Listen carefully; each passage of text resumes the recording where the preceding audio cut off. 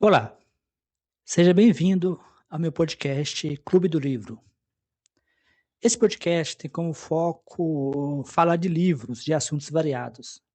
Eu também sou autor, eu também publico livros e eu gostaria de aproveitar essa pequena pausa. Em breve nós vamos retornar ao episódio para falar brevemente do meu lançamento mais recente. O meu livro mais recente se chama Albert Einstein, O Paradoxo de Einstein.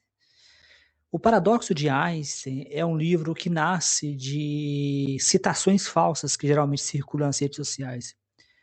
Mais especificamente, o livro nasceu de uma citação falsa sobre o ateísmo, no qual Albert Einstein chamaria os ateus de fanáticos, né? Então eu decidi fazer uma verificação. Será que Einstein realmente chamou os ateus de fanáticos? No processo de escrita, eu acabei encontrando muita coisa interessante. Eu cheguei à conclusão de que valeria a pena lançar um livro. Então eu lancei o livro para poder explicar todo o contexto. Eu, na verdade, a resposta mais simples é que Einstein não era religioso, não era crente, e Einstein também não era ateu. Mas eu acredito nisso, e o livro ele tem como objetivo documentar isso, que a resposta por trás é muito mais interessante do que simplesmente uma resposta binária. Porque a mente, uma das mentes mais racionais de todos os tempos, mas pelo menos a gente pode dizer que foi o maior cientista do seu tempo, do século XX, porque o criador da teoria da relatividade, o símbolo máximo da racionalidade, o símbolo máximo da ciência, o garoto propaganda da ciência, se recusava veementemente, não aceitava o rótulo de ateu. E da mesma forma, porque ele também não aceitava o rótulo de crente. Se Einstein acreditava em Deus, o Deus de Spinoza, por que então ele não era crente? O livro, ele busca responder essa pergunta, mas ele faz de forma contextual, né? A gente faz uma viagem pelo contexto que Albert Einstein viveu. A gente entende, através de Bertrand Russell, que é um contraponto de Einstein, por que algumas figuras intelectuais, como Bertrand Russell, decidiram assumir o ateísmo publicamente do seu tempo. E por que Einstein foi muito receoso? Será que o receio de Einstein era meramente político? Era meramente medo de perseguição por parte dos religiosos? Ou se Einstein realmente tinha alguma coisa por trás que o levava a rejeitar o ateísmo e aceitar o Deus de Spinoza? Então, fica o convite. O livro está disponível na Amazon. Em breve, vocês terão os formatos impressos. O audiolivro já está disponível, para quem quiser ouvir o audiolivro. Eu estou fazendo pequenos ajustes no audiolivro, mas vocês já podem ter acesso ao audiolivro. Então, vamos retornar ao episódio. Espero que tenham gostado da dedicação e espero também que o episódio que vocês estão assistindo seja bastante interessante. Então, bom aprendizado e bons estudos. Imagina um prédio bem antigo. Sabe aqueles imponentes clássicos com fachadas de pedra? Sei, aqueles que parecem que vão durar para sempre, né? Exato. A gente costuma crescer acreditando que existe uma única viga central, tipo uma pilastra mestre segurando absolutamente toda aquela estrutura. E a ideia que vendem pra gente é que se alguém for lá e simplesmente retirar essa viga, o prédio inteiro desmorona em questão de segundos. Vira pó. É a imagem clássica do colapso. Aquela sensação de que a nossa civilização está sempre, sabe, por um fio apoiada num único ponto de sustentação. Pois é, e é até reconfortante, de um jeito meio torto, pensar que o mundo funciona de forma tão simples. Mas e se a gente descobrir que essa viga era, na verdade, só decorativa? Que ela é feita de gesso, por exemplo. Isso. E pior ainda, e se a gente sacar que quem mora no prédio foi convencido a ignorar as rachaduras reais nas paredes e no teto só para ficar lá montando guarda em volta dessa viga falsa? Nossa, essa é uma analogia perfeita para como a arquitetura da nossa realidade muitas vezes se confunde com uma arquitetura de controle. A gente foca no símbolo e esquece o concreto, né? Exatamente. E é exatamente para dentro dessa estrutura que a gente vai pular neste mergulho de hoje. Sejam muito bem-vindos, pessoal que está escutando a gente. A nossa missão hoje é bem clara. A gente vai destrinchar como a ficção, o pânico moral e a própria ideia de religião têm sido usados, não como questões de fé íntima, mas como ferramentas para manipular a realidade material. É um tema denso, mas fascinante. Com certeza. Mas, antes da gente mergulhar nos materiais, eu preciso fazer uma pausa importante aqui. Um aviso de imparcialidade para nossa audiência. Sempre bom deixar claro. Sim. Os textos e fontes que a gente vai analisar hoje abordam temas políticos complexos e bem sensíveis. A gente vai falar de conflitos no Oriente Médio, política brasileira, entre outras coisas. Então, fica expressamente claro que a nossa bancada aqui não toma partido, tá? Exato. A gente não endossa visões de direita ou de esquerda. De jeito nenhum. O nosso objetivo é estritamente relatar de forma imparcial as ideias que estão contidas no material original que foi compartilhado para essa análise. A gente está aqui para dissecar as narrativas. E os materiais de hoje são fantásticos. São textos com a curadoria do pesquisador Jorge Guerra Pires. Ah, sim! O Jorge Guerra Pires, que é PhD em bioinformática, o cara tem uma carreira acadêmica super densa. Passou pela USP, pela Fiocruz e também por universidades na Itália e na Polônia. Pois é. E o que ele faz de mais genial hoje é justamente usar essa mente analítica, que vem das ciências exatas, para dissecar crenças, né?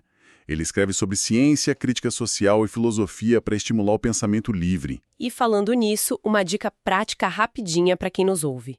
Se vocês usam o Spotify, configurem o aplicativo para baixar automaticamente ou favoritem os podcasts do Jorge. Ele tem mais de 10 podcasts diferentes. O Spotify vai tocar tudo em sequência na timeline, é super prático. Super!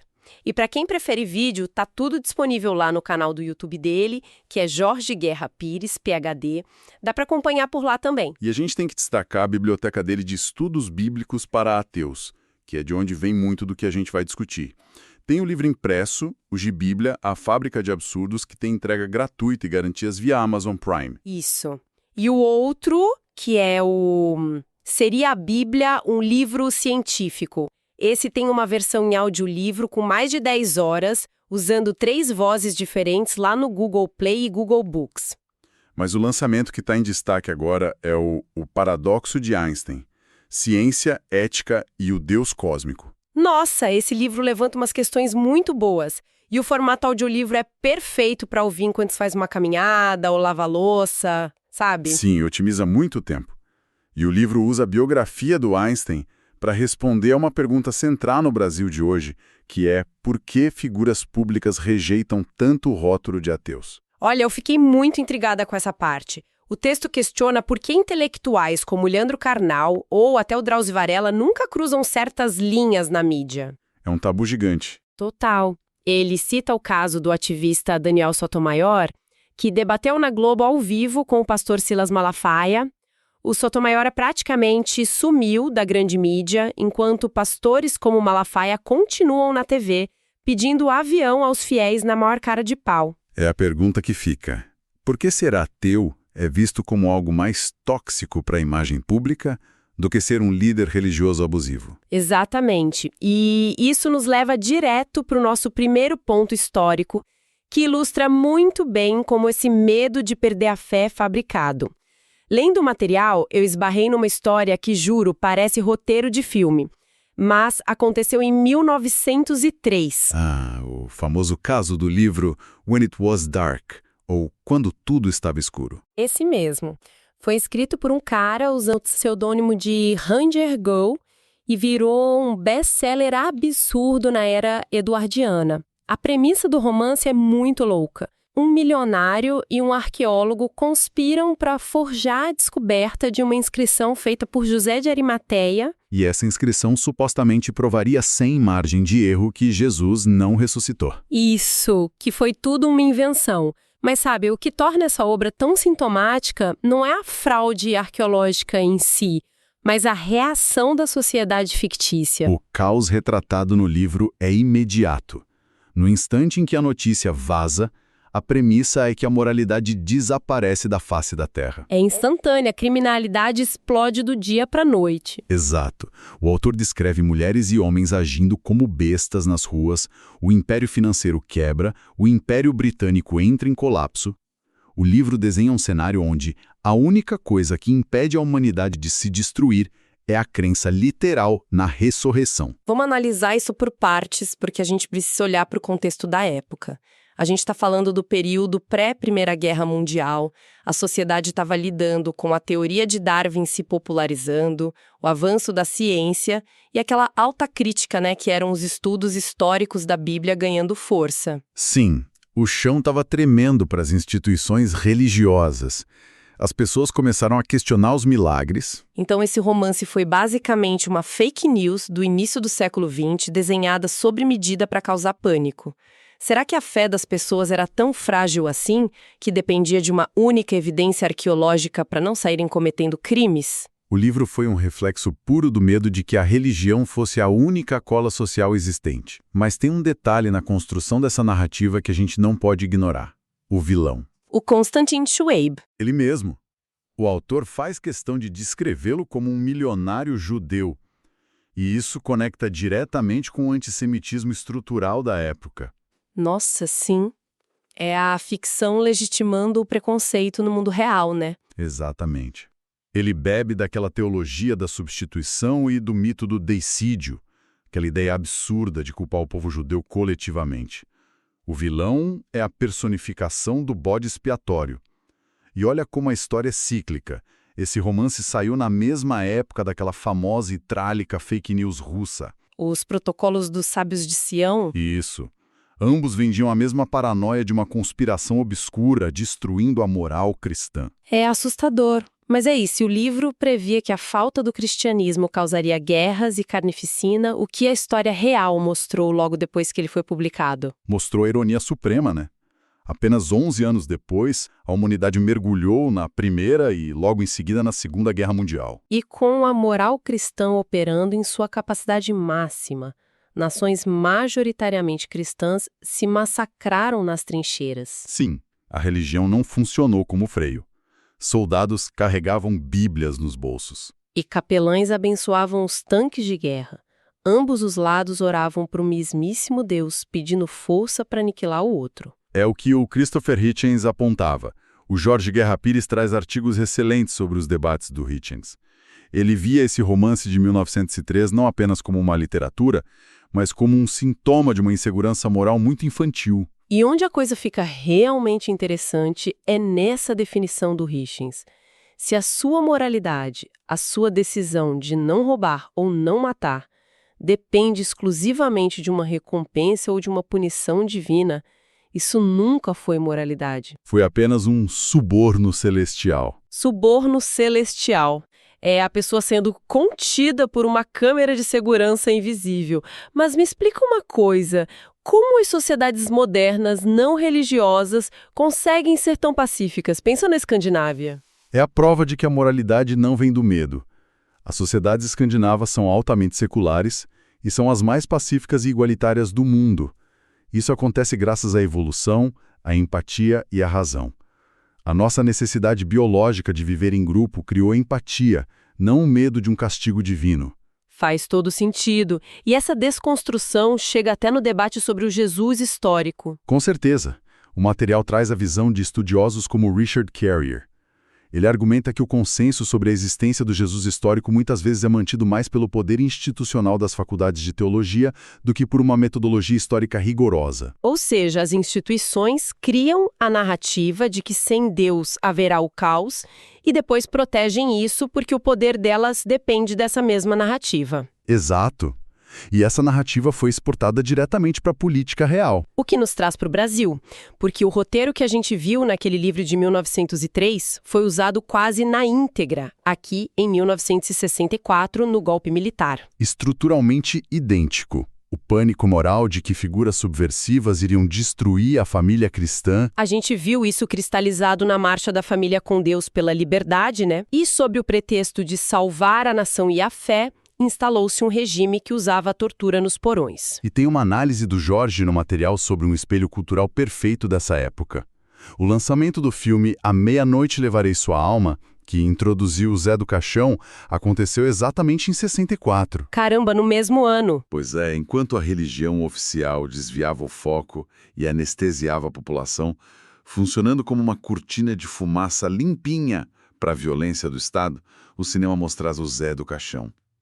O niilismo e a brutalidade dele nas telas refletiam o verdadeiro horror autoritário que ocorria de verdade na ditadura. O monstro da ficção era mais honesto que a moral do Estado. Espera, falando em religião como anestesia, a gente tem que falar do Karl Marx. Aquela frase famosa, a religião é o ópio do povo. Todo mundo repete isso como se ele dissesse que a religião é uma lavagem cerebral para deixar as pessoas burras. Mas o material lembra que essa frase foi publicada em 1844.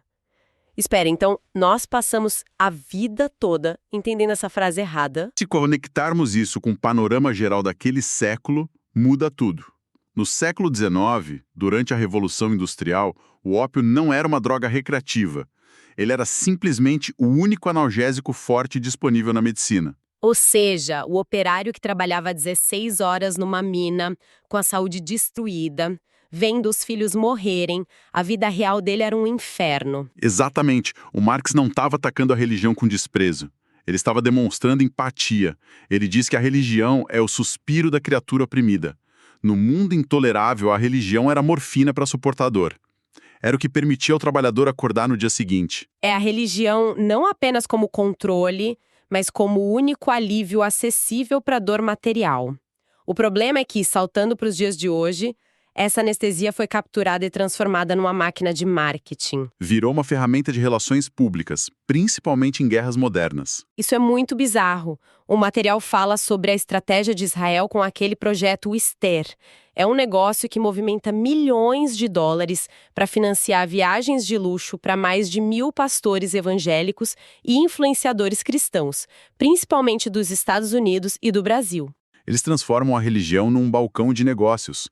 Esses pastores de mega igrejas são tratados como micro-influenciadores de geopolítica. Eles vão para lá, tiram fotos nos lugares sagrados e no domingo sobem no púlpito para justificar ações militares e bombardeios em Gaza ou no Líbano para os seus fiéis. É o marketing de guerra usando a fé. O que levanta uma questão importante sobre a hipocrisia e a dissonância cognitiva de tudo isso. Símbolos versus vidas reais, né? Exato.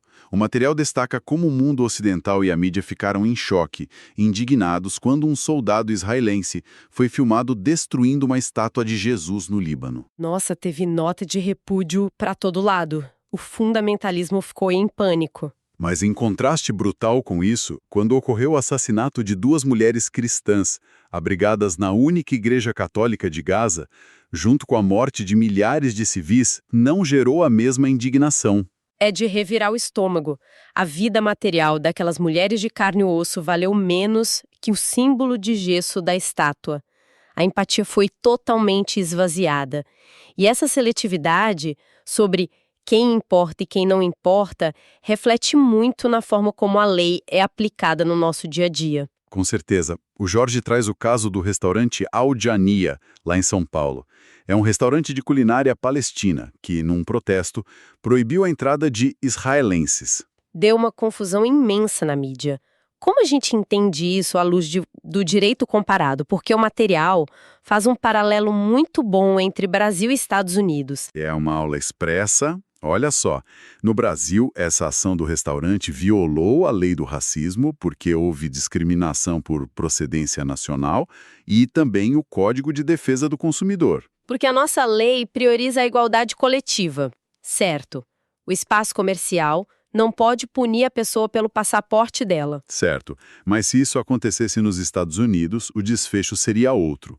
Devido à primeira emenda deles, o comerciante poderia alegar o direito de recusa baseado em liberdade de expressão ou protesto. É a mesma lógica jurídica que permite que alguns confeiteiros americanos se recusem a fazer bolos para casamentos LGBT. O direito individual de recusa. Mas sabe, na prática a gente vê que a lei costuma ser muito rígida quando o alvo do boicote ou do crime tem advogados de elite e, como o material chama, capital de representação. É a falha miserável do sistema em proteger os vulneráveis. A justiça é célere para uns e cega para outros. Sim, pensa naquelas agressões contra moradores de rua. A justiça raramente age por conta própria. Ela só se move quando tem aquele efeito da câmera, sabe? Alguém filma a violência, viraliza na internet e só aí a opinião pública força as autoridades a fazerem alguma coisa. O que resume bem a nossa jornada de hoje. A gente viu como aquele livro de 1903 baseou todo o seu terror na ideia de que a civilização desmoronaria sem a literalidade cristã. E o século XX provou que as nações cristãs eram perfeitamente capazes de criar suas próprias barbáries, como as guerras mundiais e as ditaduras. Exato. A fé, quando é mercantilizada e desprovida de humanidade material, se transforma apenas em marketing de guerra e pânico moral.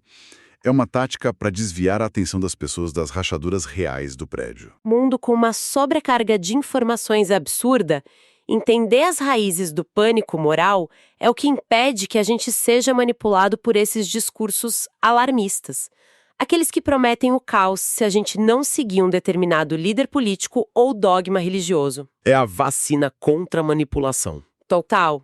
Mas eu queria encerrar com uma provocação inédita que esse material me gerou. Uma pulga atrás da orelha. Manda. A gente viu como a simples descoberta de uma falsa tumba de pedra lá no passado, na ficção, causaria um colapso narrativo, né? Sim, o fim da civilização na mente das pessoas da época. Mas e o nosso futuro?